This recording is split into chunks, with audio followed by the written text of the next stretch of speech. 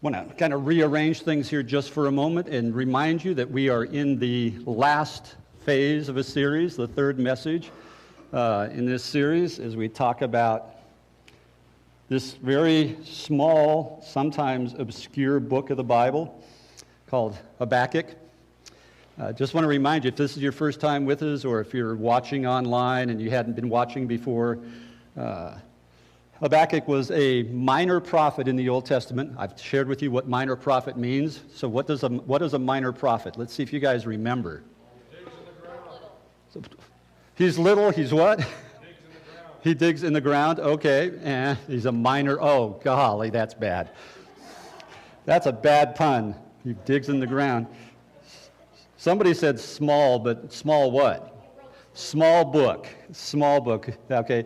So there's 12 minor prophets, and it's just because their books are smaller. That's all it is.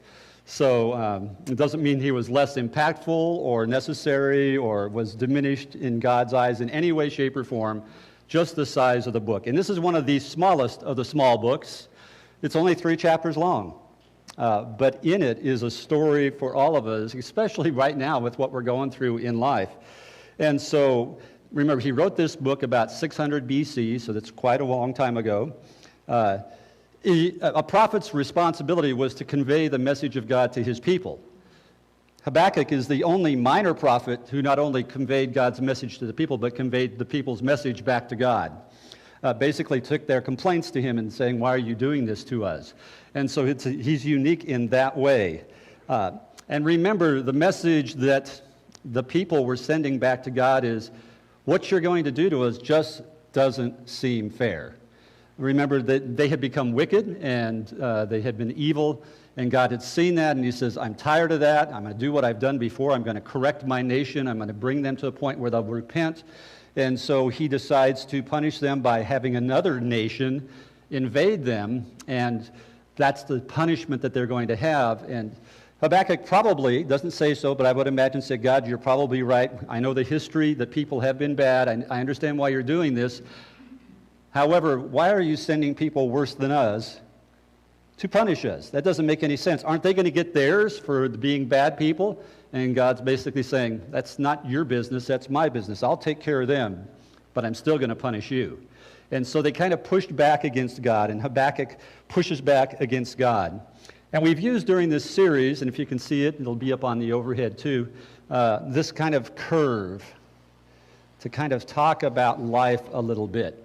And in this curve, if you remember, it's in your handout, we shared the very first week that for someone who is at this point where they're just hearing the message of Jesus Christ, and again, they begin to receive that message, they begin to accept what people are saying about Jesus, and they begin to place their hope in him, we see something that happens in their life as they choose to surrender to Christ. They get to a spiritual high.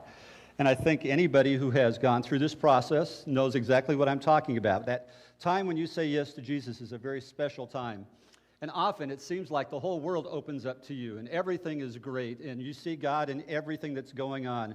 You know, every answer to prayer that you would hope seems to be coming through. Everything you ask for, God seems to be answering that. You're feeling a new sense of freedom. It's just a wonderful time for people to experience. And if you just go back to your conversion into Christ, you probably remember, I remember for me, it was like this giant burden had been lifted off my shoulders. And I felt free for the very first time in my life. And it was a great time. And we can exist there for a while, but the reality is life doesn't stay there.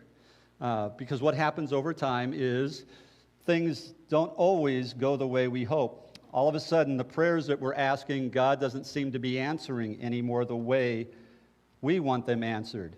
The good things that we saw happening and the changes that were being made all of a sudden seem to slow down or stop. Or even worse, something terrible happens to yourself or someone that you love, and you wonder, God, I've been praying about this. I love them. Why aren't you taking care of this situation? And remember, we talked about Henry Blackaby called that a crisis of belief. And we have this point where we can make some choices. And those choices, you remember, where one is people can go back and pretend like nothing's happening at all. And we're going to talk about that a little bit today. And go back to their last spiritual high and try to hang on to that last spiritual high and live by that emotion. And it doesn't work very well because over time, that's going to fade as well. Some people will choose to say, okay, God, you sold me a bill of goods. I'm done. I'm walking away from you because you aren't who I thought you were. You aren't delivering the way you're supposed to deliver, as if we can tell God what he's supposed to do. And so we can live with this crisis of belief. But what we've learned also is that you can also choose to embrace God. And remember, that's what the very first chapter of the book of Habakkuk was. Remember, chapter 1, the key word was embrace.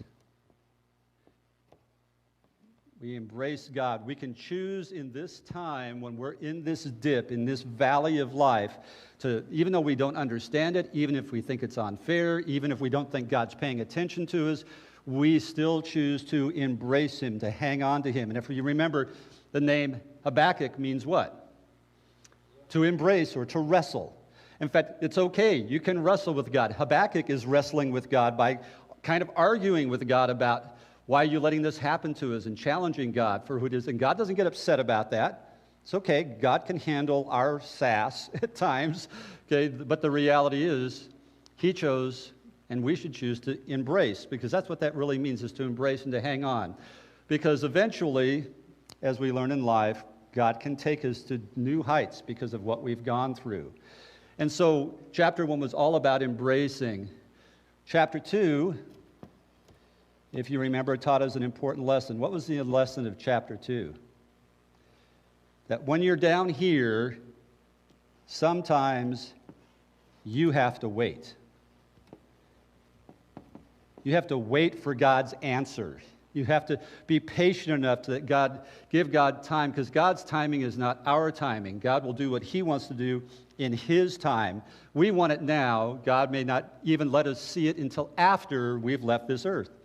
If he makes a promise, though, to us, and that's what we learned last week, when God makes a promise, he will keep that promise. Nothing will stop him from keeping it, but we have to be patient and wait.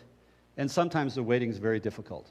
That's a hard place to be. Some of you are there right now, waiting for God to answer, and you're wondering, is he even listening? And what we learned last week is there's some things you do while you wait. Do you remember what you're supposed to do? We mentioned 3 things last week. You're supposed to listen for what God has to say. Very good. I love this. Why this is important to me is yesterday my granddaughters were over trick-or-treating at our house, and Maya says, I remember the 3 things I'm supposed to do while I wait. And I went, wow, she's only 10 years old. I don't know how many adults get there. I said, well, what are they? And she rattled them off. And the first one was to listen. The second one was to do what? To write it down, because when God speaks, you want an anchor point in your life. And the third one was simply to wait. And I was appreciative of that, because I thought, oh, she's really listening. That was pretty cool. Today, we're going to learn in chapter 3, there's another lesson, and we'll talk about that lesson in just a moment. Chapter 3 has a whole new lesson for us. So let's pick it up in chapter 3, verse 1. Because we're going to learn in chapter 3 that this can be a time of growth for us. Okay? Verse 1 simply says this, a prayer of Habakkuk the prophet on Shigionoth. And you're going to go, what? How many have ever heard a word like that before? Yeah, if you read Habakkuk, you've heard the word before. How many of you even have a clue what it means? Even translators don't have a clear clue what that word means. Most likely, it is a musical setting for a song. Okay, he's writing this prayer-like song out. And so it's kind of like a musical setting for a song. And so don't get wrapped up in it. We don't know exactly what that means. Okay, it can mean a location, but they think it more has to do with a musical setting. But it's one of those strange words in the Bible that's only used once, and we really don't know what it means. So just got to hang on to that.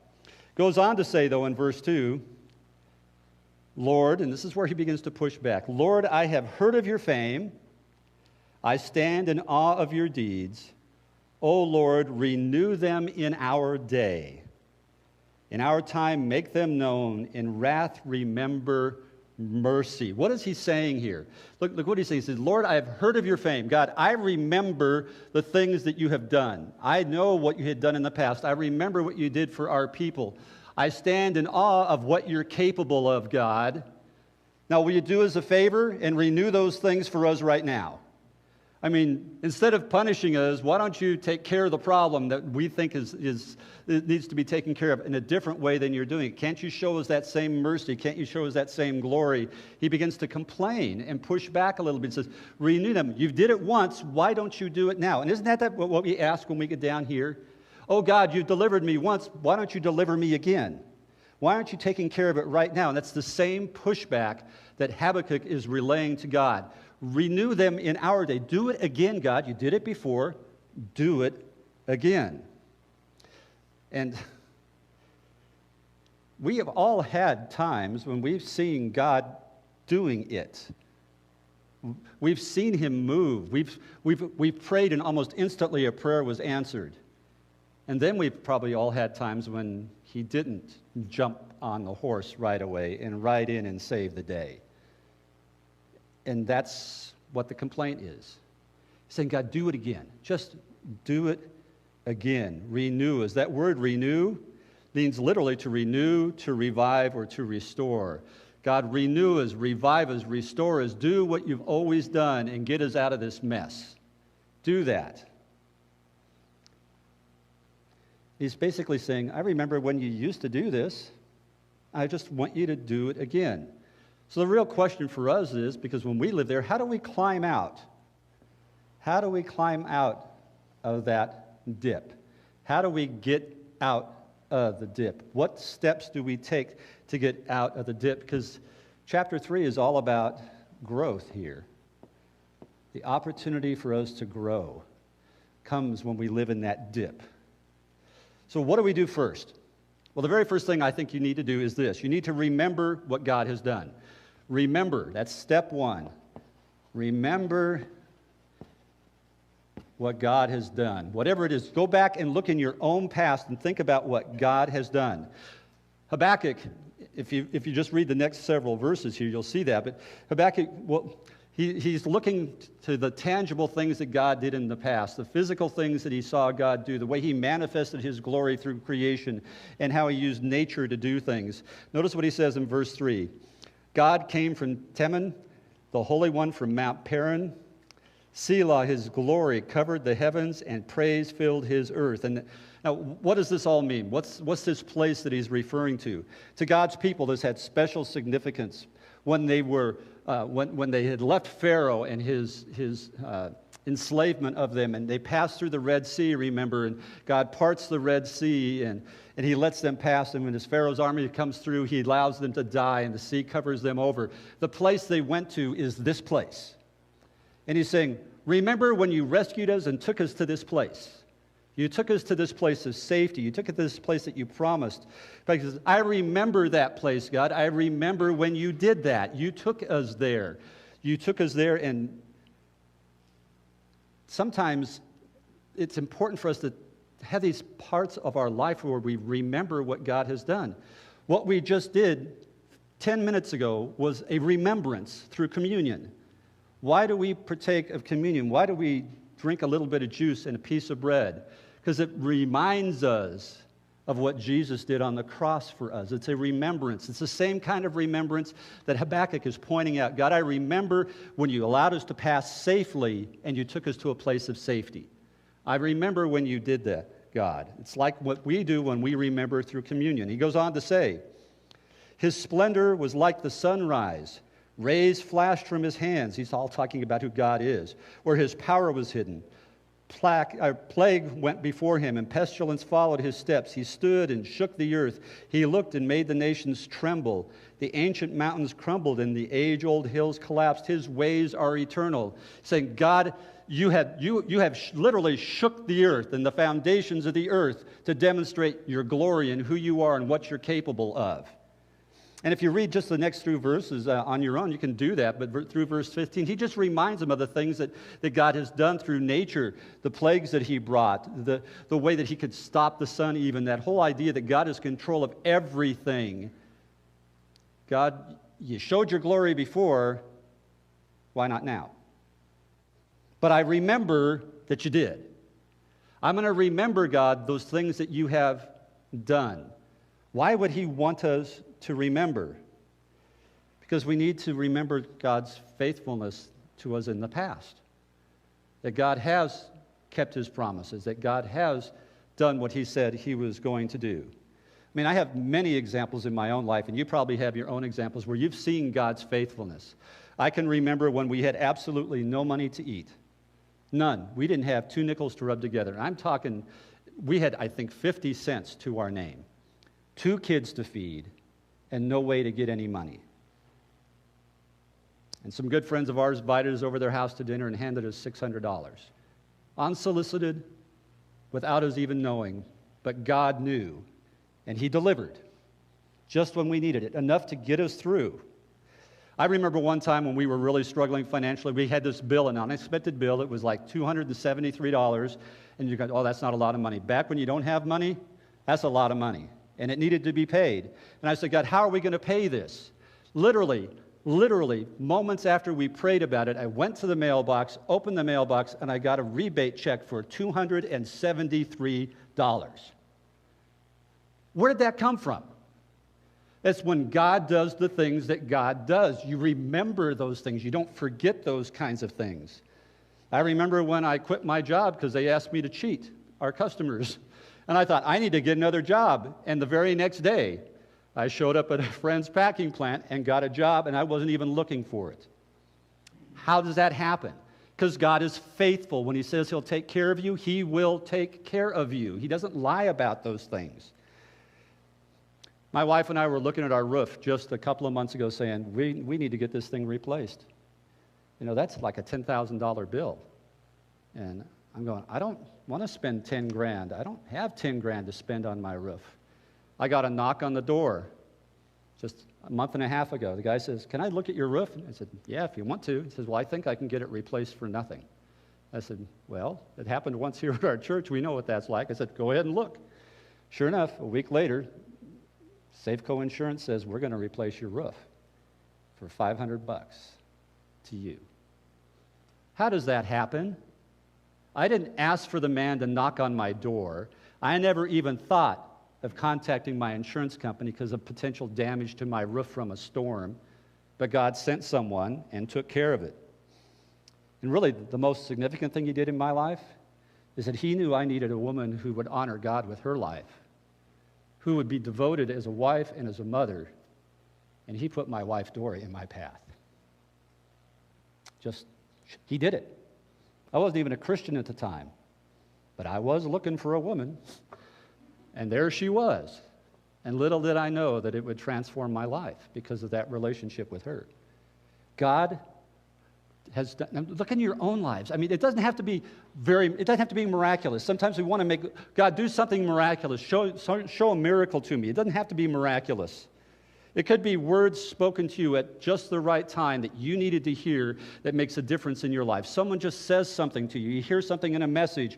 You're listening to a song on the radio, and all of a sudden, whatever it is that you're going through, God makes clear to you what to do next. Or he brings the peace that you need to have in your heart. Those are things that God does. You remember those times. You don't turn from them. You're reading the Bible, and you've read a section of Scripture 1,000 times, and you read it, and all of a sudden, what's there speaks directly to where you are in life, and you said, that's the answer I've been looking for months, and God provides it to you. He's faithful in those kinds of things. And you're hurting, and you haven't said anything to anyone about the pain that you're in, and you're putting on that mask that you come to church in every Sunday, right? Pretending that life is okay. And someone just looks at you and says, no, I need to talk to you. What's going on? And then the tears flow, and the healing begins because someone was sent to you by God on that day to touch your heart. Those are miracles, guys. That's where God works in life. We should never ignore those. And that's what can happen. We need to remember those things when we're in that time when we think God isn't there and he's not paying attention. You remember the things that he's done. You go back to this, that he has been faithful. I can remember his faithfulness to me. So that first thing we do is to remember, whatever that is for you. And I bet you can count on some of those things right now and go, I remember when God did that. I remember when God had done that. Now, if you haven't been a Christian very long, that list isn't as long. Remember the freedom he brought to you when you said yes to him.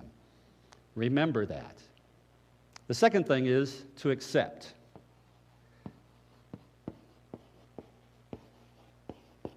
This is a part that's very hard for us, to accept what God is doing. Okay? Let me say this. When you're in the dip, you need to accept the fact that you're in the dip. Okay? When you're here, you can't bemoan the fact. You don't sit there and try to run from the fact. You embrace God and recognize, yes, I'm in the dip right now. This is a crappy place to be.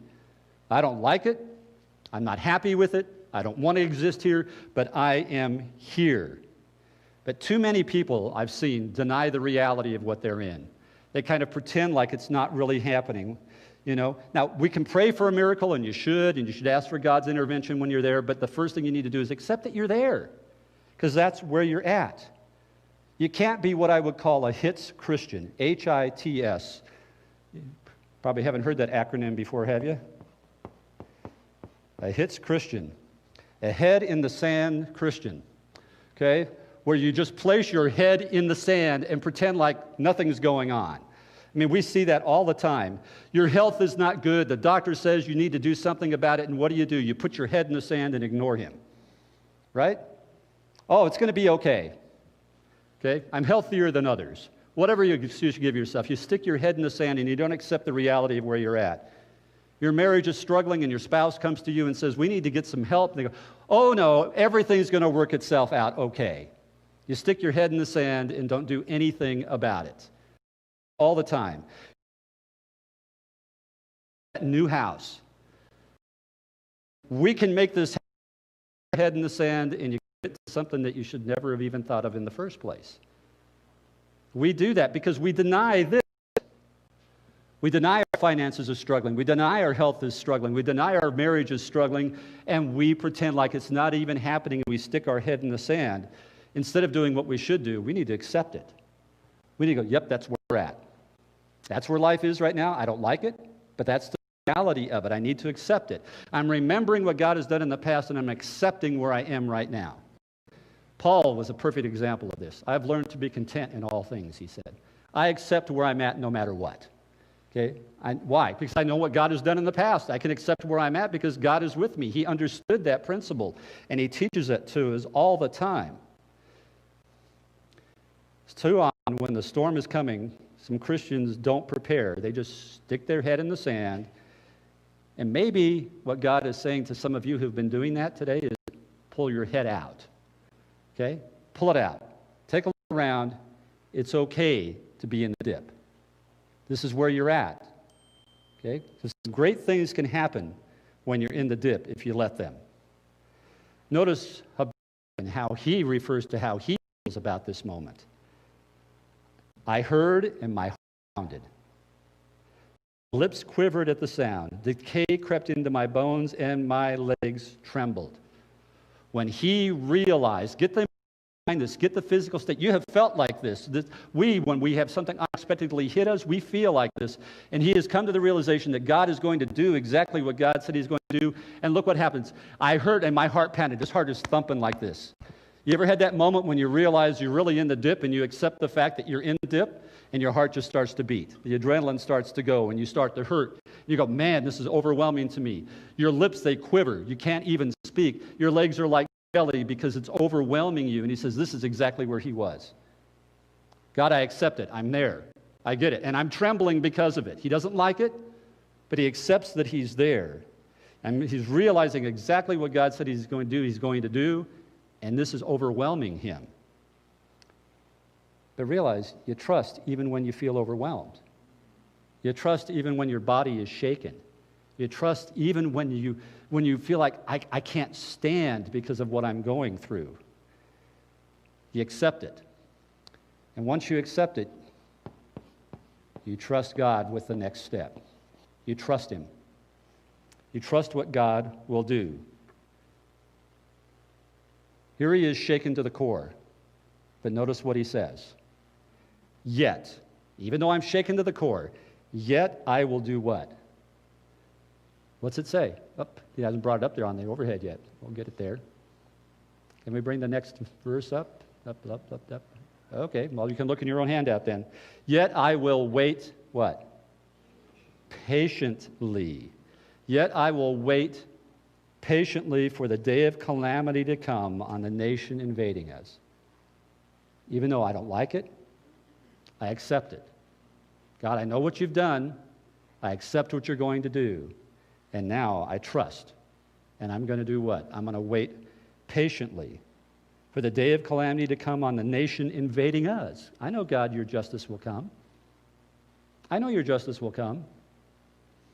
Though the fig tree does not bud and there are no grapes on the vines, though the olive crop fails and the fields produce no food, though there are no sheep in the pen and no cattle in the stalls, yet I will do what? I'll rejoice. I will be joyful in God, my Savior. What is he saying? I know, God, you said you would take care of that nation. I believe you'll do that. I hate where I'm at. I know what's going to happen, yet I'm going to rejoice in it. Why? Because I trust you. I trust you, God, because I remember what you've done. And I can accept where I'm at because this is where I'm at, and I'm going to trust you through all of this. I'm not going to give up on you. I'm not going to run from you. I'm going to trust you in the midst of this because you are God, and I can trust you. Even though my spouse said, till death do us part, and they didn't keep that promise, I will trust you, God. I'll trust you. Even though I've raised my kids to know better, and right now it doesn't look like they learned anything, I will still trust you. I'll still trust you, God. Even though we've been praying for someone to get better, and they aren't, I trust you. It's hard, isn't it? But this is the power of this, because this is what begins to help us climb out of this as we learn, as we remember, we start coming up the other side of this, because God is growing us in the midst of this whole situation. He is teaching us about his faithfulness. He is helping us to understand that life is life, and sometimes we just have to accept where we're at. And if we will hang on and trust in him, there is better things coming. Doesn't mean the situation is going to improve. Don't let me tell you that. I'm not saying that. The situation may suck big time. It may never improve. You may lose your loved one. You may lose your health. You may lose your house. But God will never let go of you. Because the thing that is most important is your relationship with him. And we maintain that by remembering, accepting, and trusting him through this time. And when you see him come through for you over and over again, spiritually, you grow. You come up this other side. This is the challenge all of us have. Can we hang on to that? Even though I don't understand it, even though I don't like it, even though, God, I trust you, I'm going to hang on no matter what. I will trust in you no matter what. See, you can't have a chapter 3 kind of faith until you first ask a chapter 1 kind of question. God, why am I here? But even though I'm here, I'm going to embrace you. And until you go through a time where in chapter 2, you wait for God to do something. You go through this time, you sit down here, and you come up the other side, and that's where the growth comes from. It always comes from that. You're not going to have that chapter 3 time kind of faith until you hang on and watch what God can do. You see, he can do a whole lot more for you spiritually when you're down here than when you're up here. This is where the growth really occurs. Growth never occurs when things are going great. It just doesn't. Growth occurs when you see God do what God can do and you trust him through it. That's where real growth comes from. And even though it took me a long time as a Christian to learn this lesson, I didn't know it when I was younger as a Christian. I was very impatient. I have to relearn this all the time. Okay, relearned it again this week. I'll explain that in just a moment. But here's the truth. I have walked with Jesus for enough yesterdays to trust him with all of my tomorrows. I can do that. Those yesterdays prove his faithfulness to me. Just this week, I thought, how God just... When he wants to drive something home, he does it his own way, and you just better get out of the way because he's very creative. Most of you know that I was supposed to go to Phoenix, Arizona this week. Looking forward to it. Couldn't wait to get out of Pocatello. Not that I don't love the city I live in.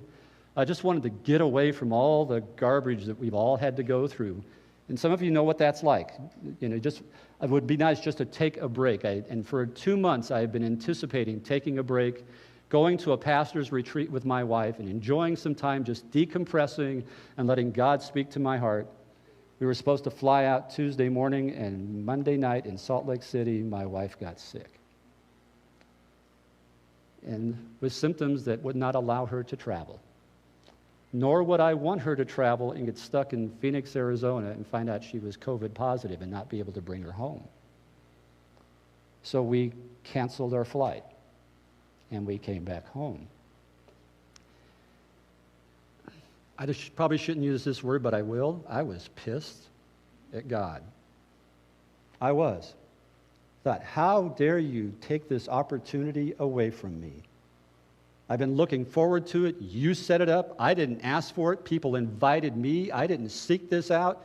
And God, I was riding high. You were doing this great thing, and I was going to be refreshed, and you took it away from me. And I complained, and I whined.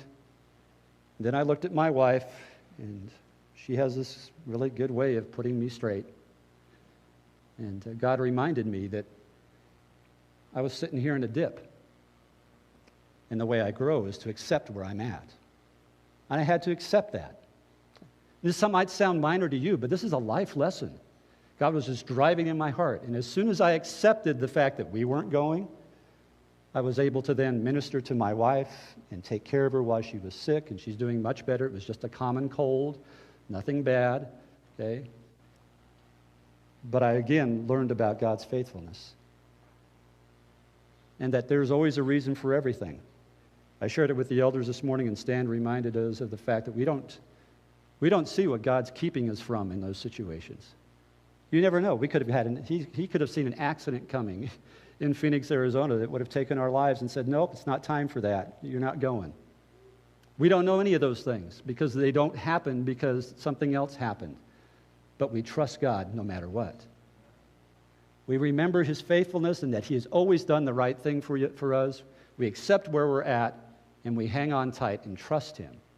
And so I know something good will come out of that. What it was, I don't know. I may never see it, but some good came out of it somewhere because God promised it. Guys, this is how we're supposed to live life. That's the great thing that Habakkuk is teaching us. Notice in verse 19 what he says. I mean, he comes to this final realization, and he says it this way. The sovereign Lord is what? He's my strength. He makes my feet like the feet of a deer. He enables me to do what? He enables me to go to great heights. God will take me to great heights when I trust in him. You may not get everything you wanted. You might be disappointed on the physical end, but in the spiritual side, he will take you to new heights as you trust him, because that's who God is. Question is, will we trust him? Remember this truth as we close out this series. We grow more in the dip than we do on the mountain. Let God grow you during this time. Let's bow our heads in prayer.